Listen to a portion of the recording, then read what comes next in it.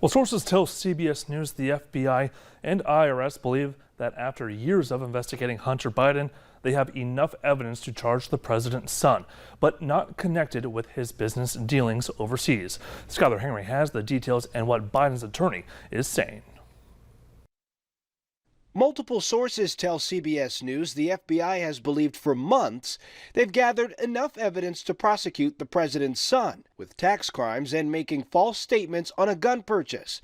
The sources said the FBI sent its findings earlier this year to U.S. Attorney David Weiss in Delaware. Weiss was appointed by President Trump and is yet to bring charges. He's got to make that final call under the principles of federal prosecution, not the initial call that the FBI has made in gathering evidence. A lawyer for Hunter Biden called the apparent leak inherently biased, one-sided, and inaccurate, adding their team believes prosecutors should not be pressured, rushed, or criticized for doing their job. The federal investigation into Hunter Biden's business practices has been going on for years. It began long before Joe Biden became president.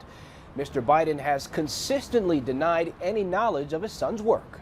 I've never spoken to my son about his overseas business. The federal criminal probe explored whether the younger Biden, his uncle James, and other business associates violated tax, money laundering, and foreign lobbying laws.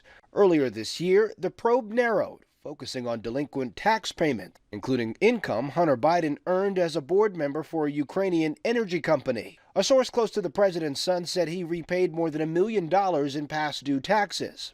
GOP leaders say they will investigate the Biden family business if they take control of key congressional committees in January. Skylar Henry, CBS News, Washington.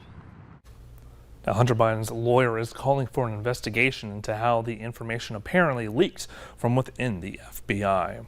And President Joe Biden has taken his first major steps toward decriminalizing marijuana. The president said that he will pardon all prior federal offenses of simple marijuana possession, and the move will affect thousands of Americans. Biden will also encourage governors to take similar steps to pardon state simple marijuana possession charges. Marijuana remains illegal under federal law, even as individual states have moved toward legal use for recreational and medical purposes.